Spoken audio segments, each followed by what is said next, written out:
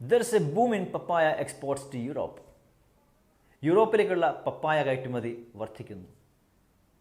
Good news is that global papaya export generated a revenue of $330 million in 2022. അതായത് 2022 ആഗോള പപ്പായ കയറ്റുമതി ഏകദേശം $330 million വരുമാനം ഉണ്ടാക്കി. മൊത്തം കയറ്റുമതിയുടെ 1/3 വരുന്ന മെക്സിക്കോയാണ് ടോപ്പ് എക്സ്പോർട്ടിംഗ് കൺട്രി.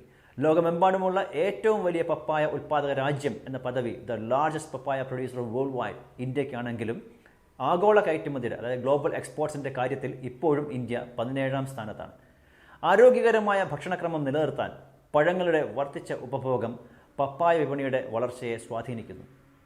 യൂറോപ്പിൽ പപ്പായ ഉപഭോഗം ക്രമേണ വർദ്ധിച്ചുകൊണ്ടിരിക്കുകയാണ്. ഇന്ത്യൻ കയറ്റുമതി 2015 $8.72 മില്യൺ നിന്ന് 2021 $2.6 മില്യൺ കുറഞ്ഞു. അതേസമയം മൊത്തം കയറ്റുമതിയിൽ ഇതേ കാലയളവിൽ 13% വർധനയുണ്ടാക്കി. നേപ്പാൾ, ഖത്തർ, UAE, കുവൈറ്റ് എന്നിവയാണ് ഇന്ത്യൻ പപ്പായയുടെ പ്രധാന വിദേശ വിപണികൾ. ശരിയായി പരിപാലിക്കുകയാണെങ്കിൽ കുറഞ്ഞ താപനിലയിൽ അതായത് 10 degrees to 12 degrees Celsius വരെ പപ്പായയ്ക്ക് 3 ആഴ്ച വരെ ഷെൽഫ് ലൈഫ് നിലനിർത്താനാവും. കണ്ടെയ്നർ വെസൽസിന് ഏകദേശം 5 to 6 ഡേയ്സിനുള്ളിൽ തന്നെ കൊച്ചി തുറമുഖത്ത് നിന്ന് UAEയിലെ ജബൽ അലിയിൽ പോർട്ടിലേക്ക് കണ്ടെയ്നർ എത്തിക്കാൻ കഴിയും. ഇന്ത്യൻ പപ്പായ വൻതോതിൽ വിമാനമാർഗം ബൈ എയർ കാർഗോ യൂറോപ്പിലേക്ക് കൊണ്ടുപോകുന്നുണ്ടെങ്കിലും അടുത്തിടെ എയർ ഫ്രീറ്റ് കോസ്റ്റ് വർദ്ധിപ്പിച്ചത് മൊത്തത്തിൽ ഒരു പ്രൈസ് ഹൈക്കിന് കാരണമായിട്ടുണ്ട്.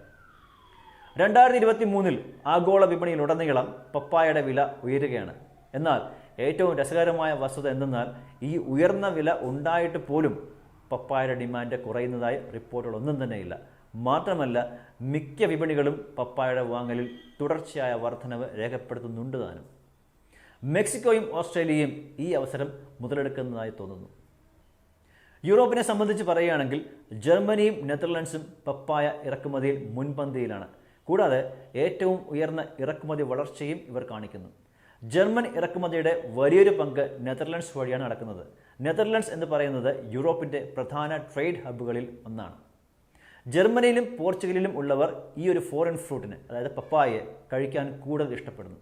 കിഴക്കൻ യൂറോപ്യൻ രാജ്യങ്ങളിലും വരും വർഷങ്ങളിൽ ഇതിൻ്റെ ഡിമാൻഡും വർദ്ധിക്കുമെന്ന് നമുക്ക് പ്രതീക്ഷിക്കാം.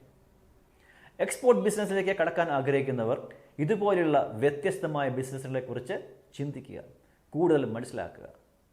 You have to learn more about different business methods like this. Okay, thank you.